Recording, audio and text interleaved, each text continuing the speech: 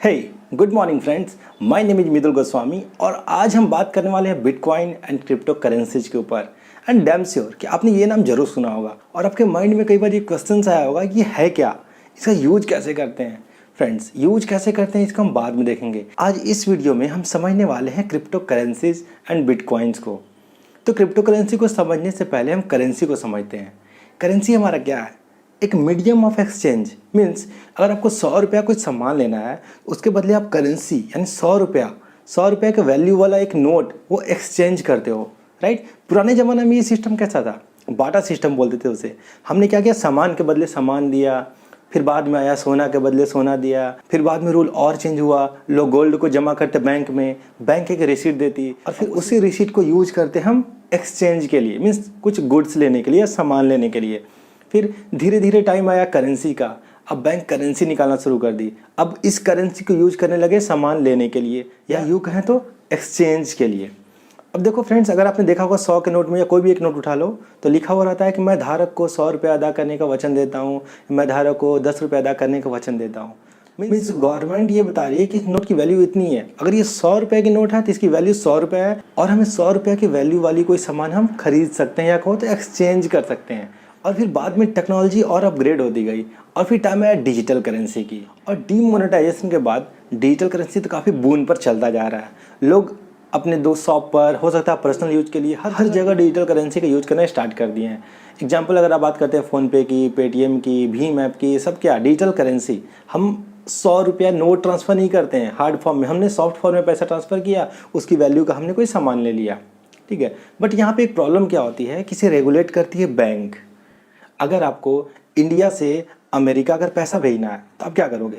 अब जाहिर सी बात है, आप बैंक में जाओगे, अब बैंक उस इंडियन रुपीज़ मीन्स INR को कन्वर्ट करेगी डॉलर में, और डॉलर में कन्वर्ट करने के बाद अमेरिका भेजेगी और उसके बदले आपसे कुछ चार्ज भी लेती है, अच्छा खासा चार्ज लेती है, राइट। तो फिर यहीं पर टर्म आता है क्रिप्टो करेंसी का। अब क्रिप्टो करेंसी 2 वर्ड से बना है, crypto and currency. Currency means समझ गए, मीडियम ऑफ एक्सचेंज। अब क्रिप्टो क्या है? क्रिप्टो मीन्स होता है सीक्रेट, गुप्त, means secret way of exchange. It means government के ऊपर इसका कोई रेगुलेशन नहीं है। अगर आपको एक कंट्री से दूसरे कंट्री बिटकॉइन भेजना है तो आपको बैंक जाने की नीड नहीं है। आप नॉर्मली अपने बिटकॉइन वॉलेट से बिटकॉइन को ट्रांसफर कर सकते हो। इसकी फ़ी भी बिल्कुल नॉमिनल होती है, नाम जिसे कह सकते हैं नाम मात्र की फ़ी। तो आई होप यहाँ तक आपको क्रिप्टो करेंसी समझ में आ गया होगा। अब हम बात करते हैं बिटकॉइन की। तो फ्रेंड, जैसे हमने बोला क्रिप्टो करेंसी, अब मार्केट में कई सारे क्रिप्टो करेंसी अवेलेबल है, 5000 से भी ज़्यादा है। उसमें जो हमारा सबसे पॉपुलर क्रिप्टो करेंसी है वो है बिटकॉइन। और बिटकॉइन के साथ साथ ऐसे और भी क्रिप्टो करेंसी हैं जो बून होने की कगार पर हैं, like light coin, dose coin, ripple, Ethereum and so on. तो आई होप यहाँ तक आपको क्लियर हो गया होगा क्रिप्टो करेंसी क्या है, सीक्रेट वे ऑफ एक्सचेंज है, बिटकॉइन क्या है, हमारा क्रिप्टो करेंसी का एक पार्ट है। तो यहाँ पे कोई कन्फ्यूजन नहीं होना चाहिए आपको, ठीक है। अब हम बात करते हैं इसके प्रोज एंड कॉन्स की। हर एक चीज़ का हमारा अच्छा या बुराई होता है ना, इसकी क्या प्रोज है, इसकी क्या कॉन्स है। इसका जो सबसे पहला प्रोज है वो है नो रेगुलेशन बॉडी। मीन्स आपको एक कंट्री से दूसरे कंट्री में ट्रांसफर करने के लिए आपको किसी थर्ड पार्टी की नीड नहीं है। एंड दूसरा बेनिफिट क्या है कि ये आपको हाई रिटर्न दे सकता है। तीसरा बेनिफिट, ये हाईली सिक्योर है क्योंकि ये ब्लॉकचेन टेक्नोलॉजी पे काम करता है। तो फ्रेंड्स, मैं कॉन्स बताने से पहले ब्लॉकचेन टेक्नोलॉजी को पहले बताने की कोशिश करता हूँ। देखो, ब्लॉकचेन मीन्स आप ये समझ लो, ब्लॉक मीन्स आप बॉक्सेस। अब बहुत सारे बॉक्सेस आपस में एक चैन से बंधी हुई है, that is blockchain. Blockchain means कई ब्लॉक्स का चैन। अब हर एक ब्लॉक्स में हमारा इन्फॉर्मेशन होता है। इन्फॉर्मेशन क्या होता है? हमारा सेंडर का डिटेल्स, जिसे हम बिटकॉइन भेज रहे हैं उसका डिटेल्स, मीन्स सेंडर का डिटेल्स, रिसीवर का डिटेल्स, कितना अमाउंट में ट्रांजैक्शन हो रहा है, कितनी बार ट्रांजैक्शन हो रहा है, वो सारे डिटेल्स हर एक ब्लॉक में स्टोर होते हैं। अब इसका प्रोसेस क्या है कि एक ब्लॉक फुल होता है तो फिर इन्फॉर्मेशन जाता है दूसरे ब्लॉक में, दूसरा फुल हुआ तीसरे ब्लॉक में, ऐसे करते करते ही वो आगे बढ़ता रहता है। अब हर एक ब्लॉक अपने पहले वाले ब्लॉक को पॉइंट करते रहता है। तो फ्रेंड्स, अब इससे माइंड में आ रहा हो ये सिक्योर कैसे है।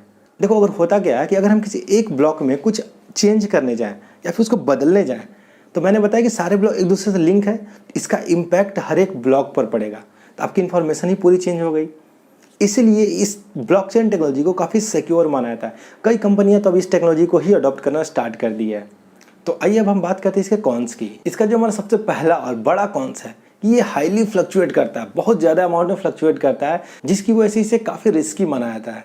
और दूसरा कॉन्स ये है कि जैसे मैंने बोला इसका कोई रेगुलेशन बॉडी नहीं है, तो मैंने इसका प्रोज भी बताया, बट इसका एक कॉन्स भी है कि लोग इसे इलीगल कामों के लिए भी यूज कर सकते हैं। और तीसरा, इसमें कोई रिफंड नहीं होती है। मान लो कि अगर आपको मुझे बिटकॉइन भेजना है, ठीक है, तो आपको 100 बिटकॉइन मुझे भेजना है, एग्जाम्पल के तौर पर ले रहा हूँ, हालांकि ये भी पॉसिबल नहीं है 100 बिटकॉइन भेजना, बट अगर आपको 100 बिटकॉइन मुझे भेजना, गलती से आपने मेरे जगह पर किसी और को भेज दिया, अब वो रिफंड नहीं हो सकती है।